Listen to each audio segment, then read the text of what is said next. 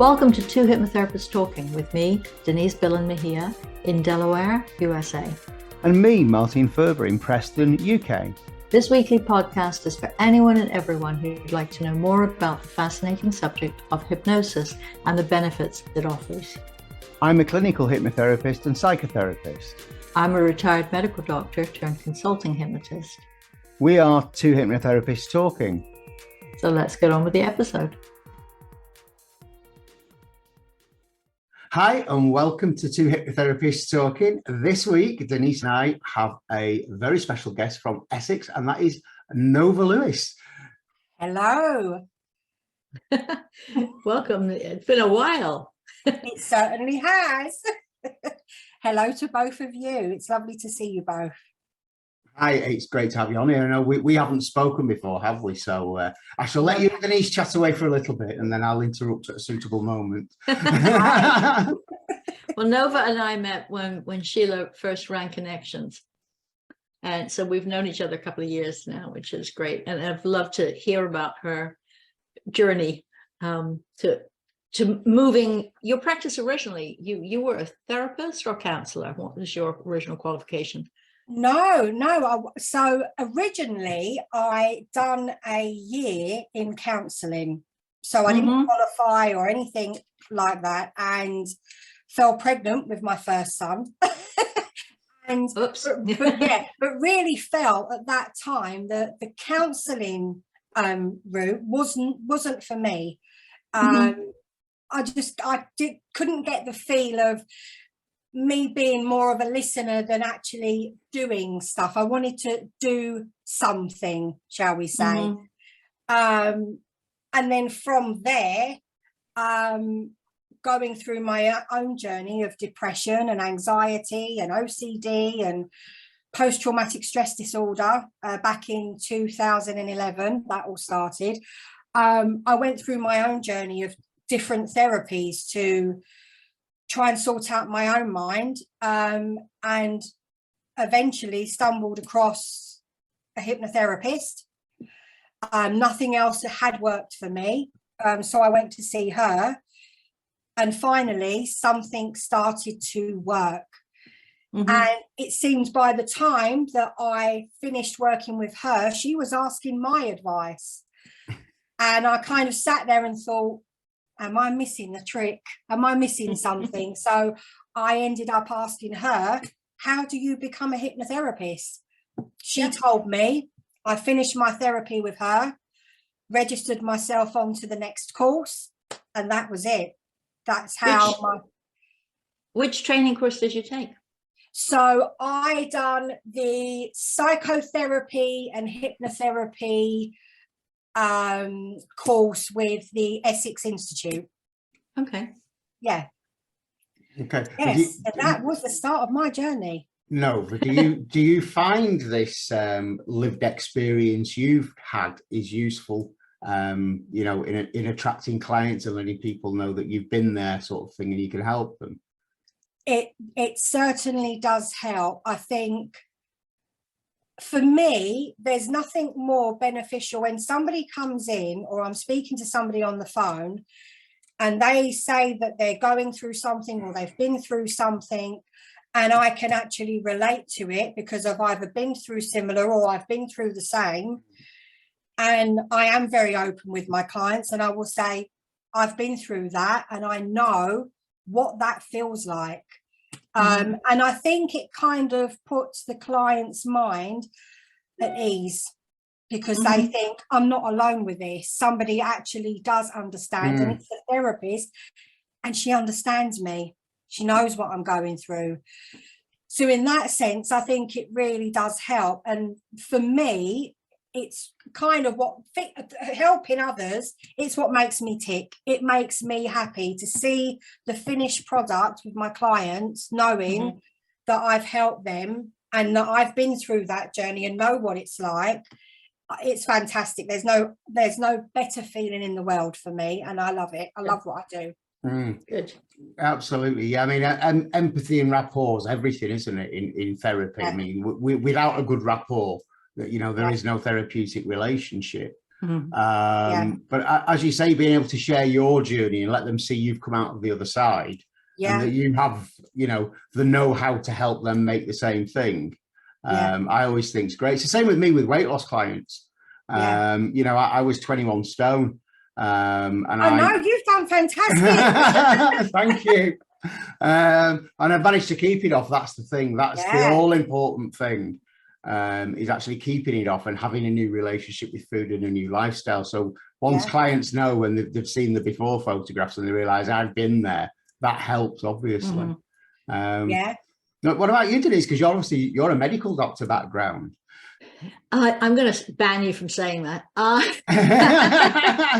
Mine was similar, because I knew I couldn't go back to practicing medicine full-time, or even part-time, really, because of my illness. But I wanted to do something that made use of that. So I trained as a health coach, but it didn't quite check the box of me doing, so it was sort of me passing on information. I didn't feel as much part of that journey. But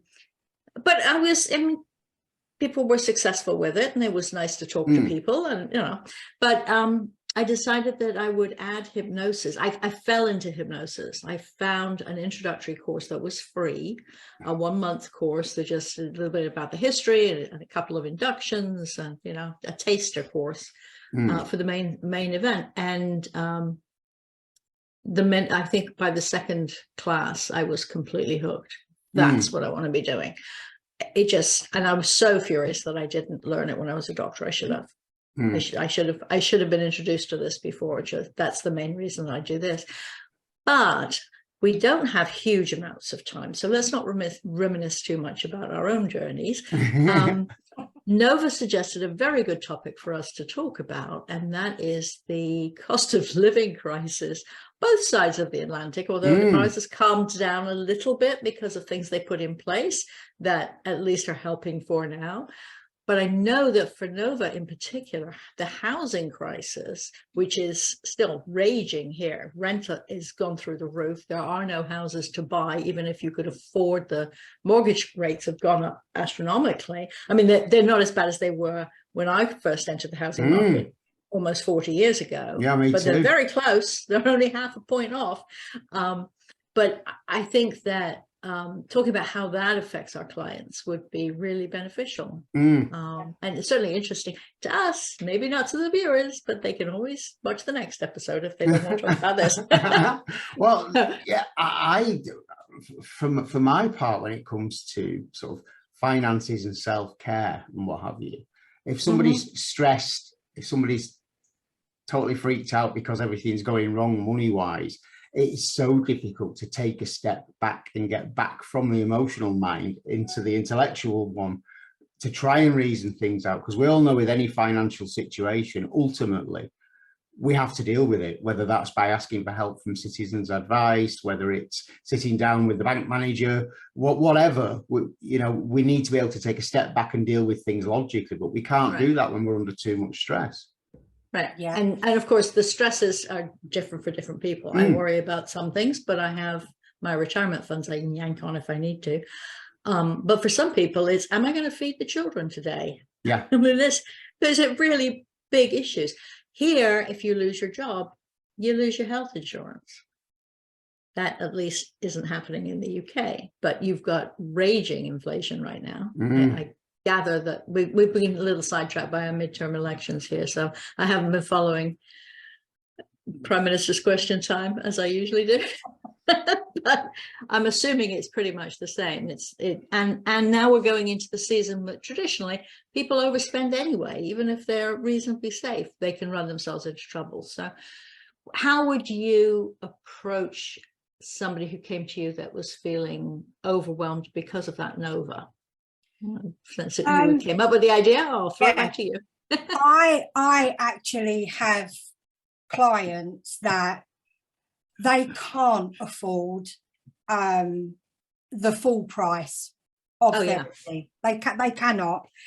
And for me, as much as, yes, I need the money too, but at the same time, I will help out my clients as much as I can, because if I can sort out one thing for them, and that's their mental health, and actually making them feel a little bit better in themselves in order to be able to do the things that they need to do, then I will reduce my cost. And I do reduce my cost for clients that need my help, clients that are, on benefits, or they're on a low income. Not everyone are able to afford our help. And again, remembering with myself, but back when I needed therapy, and I would not suggest this to anyone, but at the time I didn't have the money. So I went and got a credit card to be able to pay for my therapy. And please don't do that, because I don't suggest to do that to anyone. But that's what I did, because it was so bad for me. The worry that I have with the cost of living crisis is the effect on people's mental health. We've come out of COVID, and now we have this cost of living crisis. And if people are choosing, parents, I'm going to feed my kids and I can't feed myself, and we need to heat the home, the effects on the brain from lack of food, not having the right nutrition, it does affect the brain, and it will cause mental health problems. And that, at the end of this, when we do come out of this, with COVID, with now this cost of living crisis, what next? It's like the mental health crisis in the UK is bad enough as it is. The waiting list on NHS service, 6 months to a year just to get an appointment. So how bad is it going to get? And we know that our NHS is, and the effect on children and their mental health. Exactly. And we know that a lot of mental health does start in childhood. Insecurity. Nova, can I ask, how old are your children? So I have an 11-year-old and an 8-year-old. Okay, so they've both spent approximately 20% of their lives in lockdown. Which at those ages, I mean, a year seems to last forever. You remember waiting from between your 10th and your 11th birthday, it lasts forever. They have been through 2 years of lockdown. And then, as you say now, we're into this cost of living crisis. I mean, you're a mum with young children. How have prices affected you? Because I know even, at this end of the country, and there's just 2 in our house to feed, I'm noticing it when we're in the supermarket. I'm spending 30% more than I was a year ago to get the same things. So some people are getting the same things, spending 30% more. Other people are only able to get 30% less. I mean, we've had to set a budget on how much we can spend a day on food. It's as simple as that, because obviously, heating's gone up, food has gone up so much, something has to give. So there's, we have to have that budget on what we can spend. And if we overspend, then it's like, well, the children, they're not going to get those, and we're not going to get those things that we like. Right. And there's those other things like kids who manage to wear the same pair of shoes for 4 or 5 months, and then suddenly they go up a whole size because it used to be overnight, and you've got to buy shoes. So what aren't you going to eat in order to have money for that? This budgeting I know. And it really is hard. It is very difficult. I mean, lockdown for us actually wasn't that bad, because I've got 2 children with special needs. So for them not being at school, they quite enjoyed not being at school. How did it affect you, though, homeschooling them? It was hard. And they were refusing to do homeschooling, and they found that very difficult. It was actually getting them back to school, because they struggle with change. So getting them back to school, that's the hard part, and that is still a struggle now. Actually being at school since the lockdown. Really hard. A lot of people are struggling with. Yeah. And even if we weren't in the cost of living crisis, that would still be a struggle. So. Yeah. And that's another. Sorry, Mine. Okay, I was just ahead. going to say, just going back to financial crisis thing for a minute or two, and just touching on something Nova said about credit cards. I know we've put that section away, but what happens with certain people when they are in dire financial straits, and the emotional brain takes over, and they start spending on a credit card uncontrollably?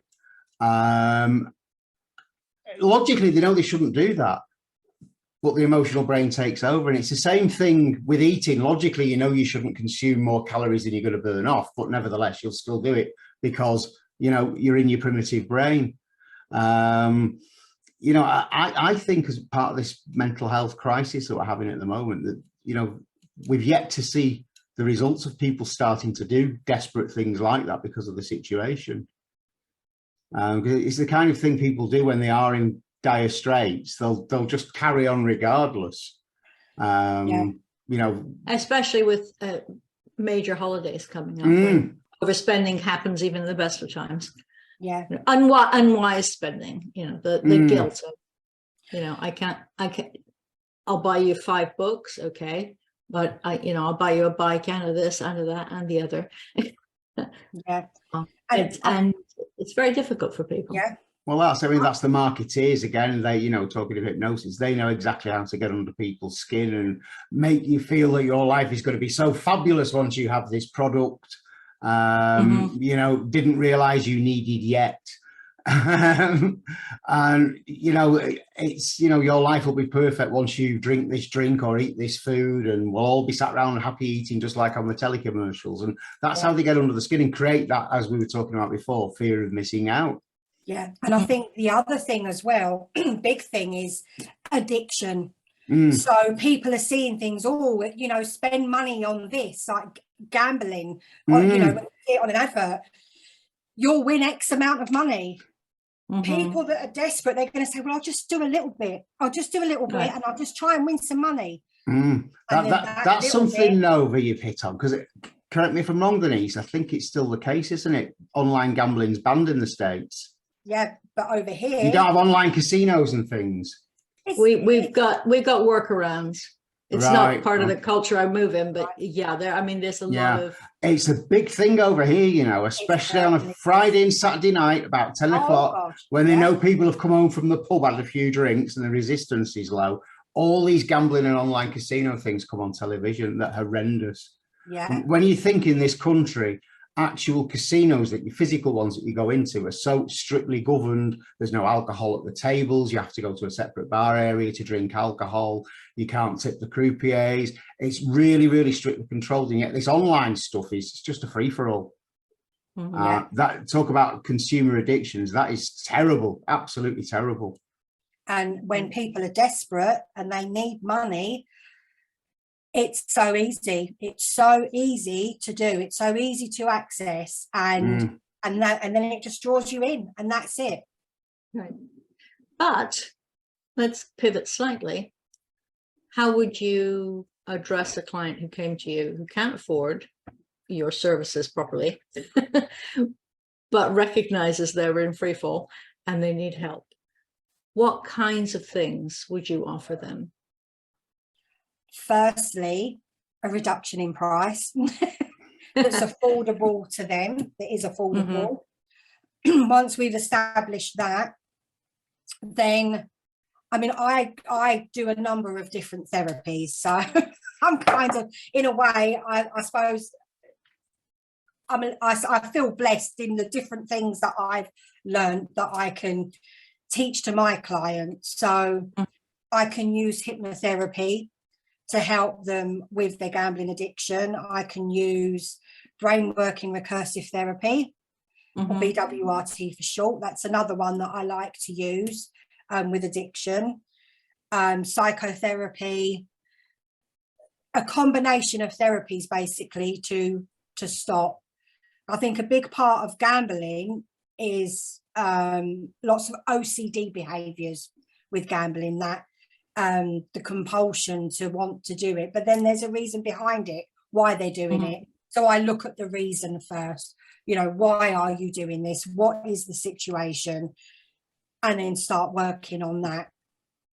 What about somebody who's come who doesn't have a gambling issue because they haven't got 2 cents anyway, but they've got 3 kids to feed and people keep outgrowing their shoes and all those things, and Christmas is coming. What kinds of things do you have? A lot of people saying, I'd really like to come to you, but I can't afford to spend money on myself. Do you, most of us will work a sliding scale for those who truly need it, and a few times pro bono as well. But are there different things that you would offer to somebody who's, you know, being evicted because they can't pay the rent and it's nearly Christmas and they've got 3 kids? What kinds of things would you offer? Do you, or are you able, because of your experience, to point them to the right people to get help? Definitely. From?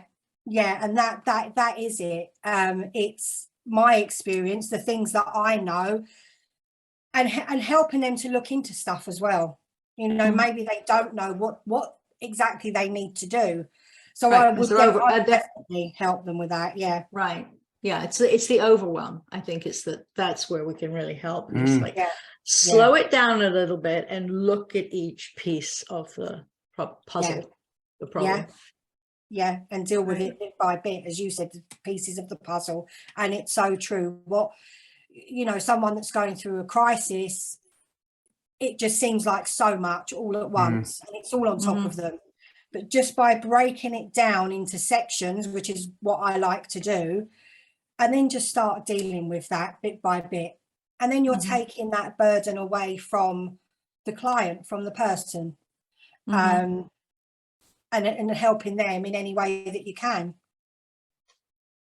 That's it. It's about changing their perceptions of things as well. And what I find useful is to look for exceptions to when they're not feeling overwhelmed, and to get them to talk about how they are during these exceptions, and it puts them again in the correct frame of mind. And also for them to identify exceptions in their past where they've managed to, you know, complete things, deal with things, and get on top of things. And that just reminds them of their inner strengths, and again helps with their mindset to deal with things.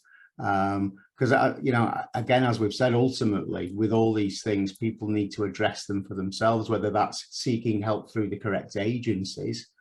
I mean, that's another thing at the moment. We have people now in this country going into financial crises that have never experienced it before.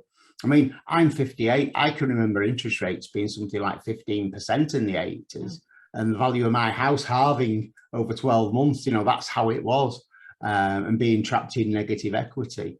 People who are sort of 40 and under have never known high interest rates, never known high mortgage rates. And you've got people now with mortgages that are increasing. Suddenly they're finding themselves made redundant. Okay, we've not had mass redundancies over here yet, but you know, it's coming. For sure it will. And people are really having to tighten the belts that have never done it before. You know, they wouldn't know where to start. And, you know, the shame to them of having to go to a food bank to use a food bank.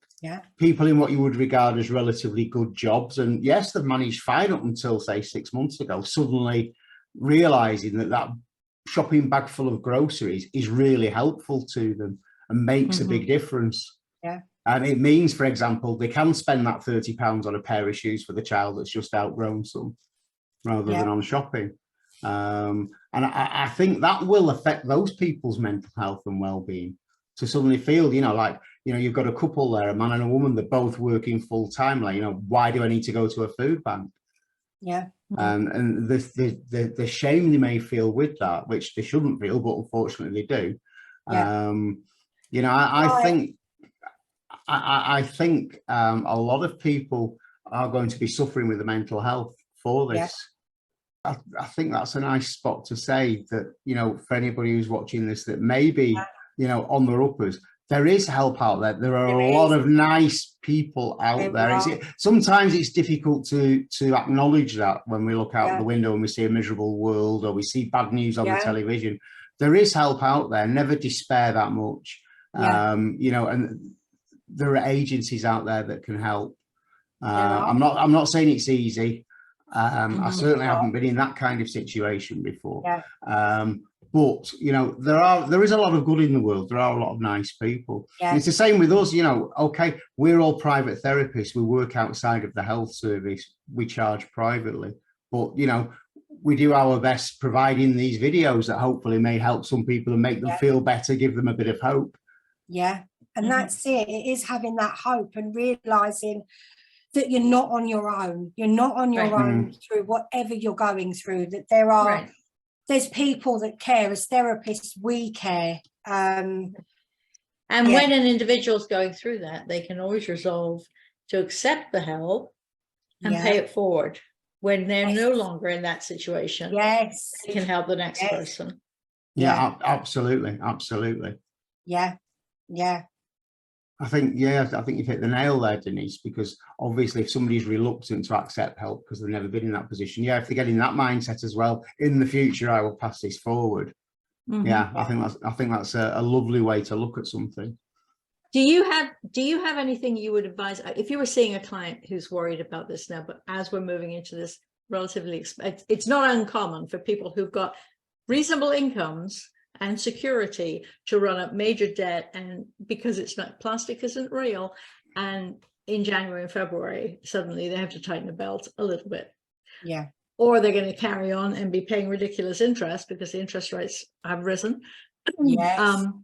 How would you help a current client deal with that and not overspend, not get out? What issues are they addressing? Perhaps not as appropriate as they might want. What issues are they addressing? Why are they doing that? Why do we all do it to some extent? I think the first thing is for them to have a checklist, a spreadsheet, something, so they know if certain things happen, this is what we can do if we get into this situation. Be prepared. Always be ready. At least then, if you have that, that's going to take a little bit of the strain off of you. If things were to happen, if that financial difficulty did happen, what can you do? Right, but what I'm talking about is getting yourself into it. It's just like you've still got the same job, you're still living in the same house, but you've managed to give yourself a, I don't know, £5,000-6,000 credit card bill that you don't, that's outside of your normal situation. Most people don't have bags of money in the bank waiting for eventualities. Are there things that you would help them work on? I mean, sometimes it's from guilt. Your dad and I are both working. We're not home with you, so we'll buy you ridiculously expensive Christmas presents. Do you help people work through things like that to figure out what the trigger is that makes them do that? Yeah, definitely. So looking at what the issues are, again, like we said before, what the issues are behind it, what's causing those feelings, dealing with the guilt, dealing with the what ifs. There's a lot of what ifs in therapy. The worry, the what's coming next, what if that happens. If it does, we can deal with it, we can talk through that, we can, I think a lot with especially money, as you said, is guilt, the guilt that we feel, and working through that with therapy. What about that the spendaholic, the dopamine hit they get from constantly spending, especially online? Again, the same thing. It's the excitement of spending and the high that can give you. Well, it's not the high from spending, it's a high from acquiring and forgetting that spent money has to be found somewhere. Exactly. And then dealing with the fallout of that. And again, it goes back to guilt, isn't it? And like you said, that's just reminded me of something really strange that happened once. I was in IKEA with Nick, and we'd spent about 4 hours in IKEA going around and getting bits and filling the basket up, a load of crap that we didn't realize we needed.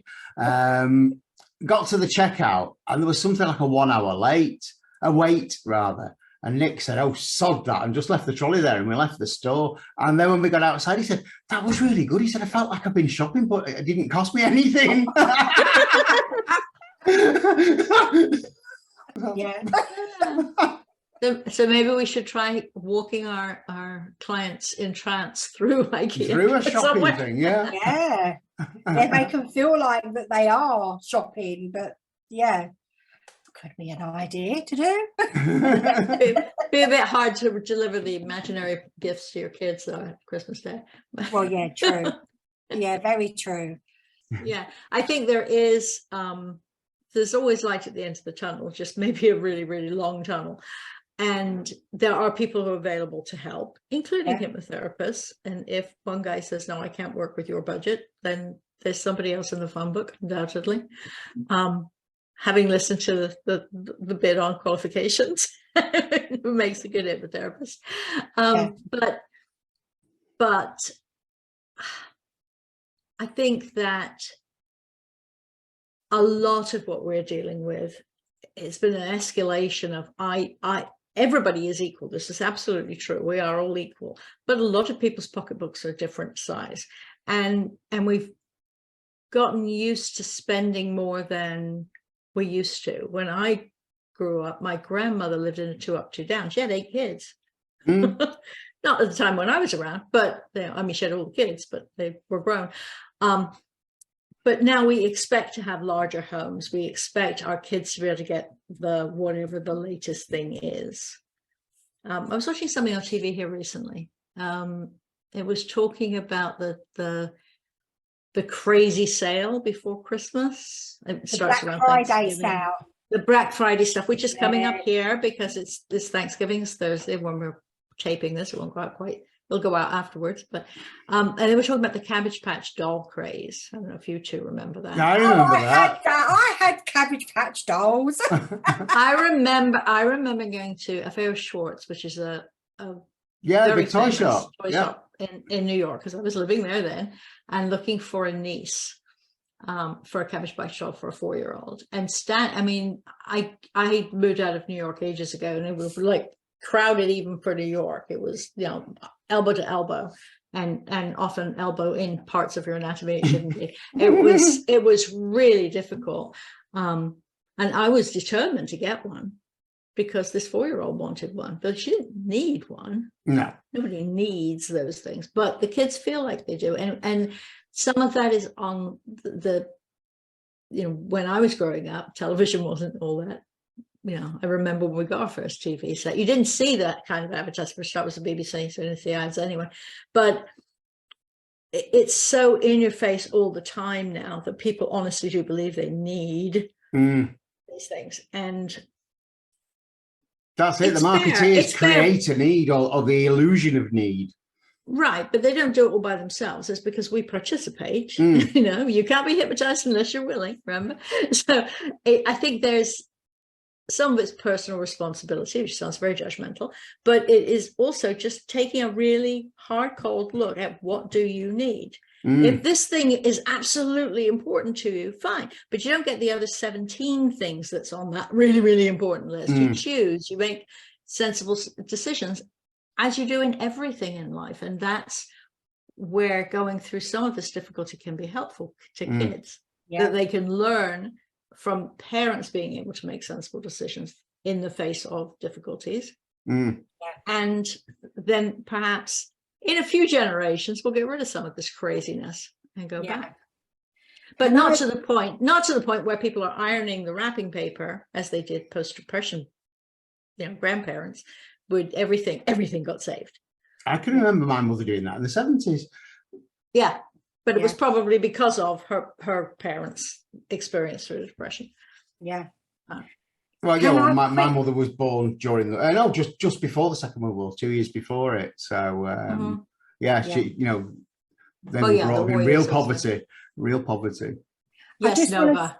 I just want to say, I've got to say, going back to the Cabbage Patch dolls. So they bought them back recently, Cabbage Patch dolls. Obviously, I have to go to toy shops for my children, and they bought them back, and they had these miniature ones as well.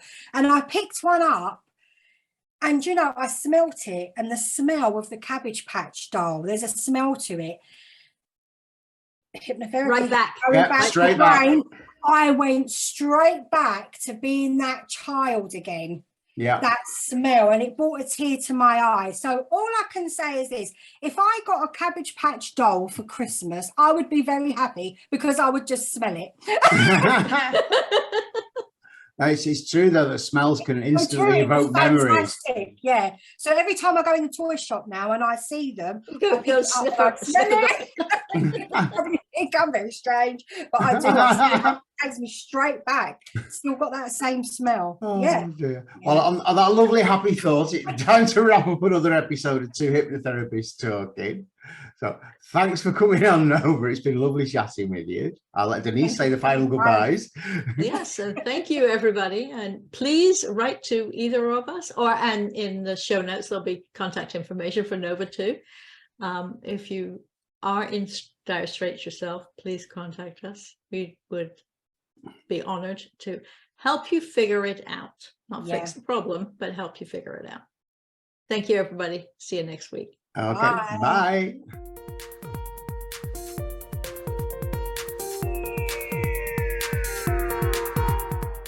We hope you've enjoyed listening. Please remember, this podcast is designed to give you an insight into therapeutic hypnosis and is for educational purposes only. So remember, consult with your own healthcare professional if you think something you've heard may apply to you or a loved one. If you found this episode useful, you can apply for free continuing professional development or CME credits using the link provided in the show notes. Feel free to contact either of us through the links in the show notes. Join us again next week.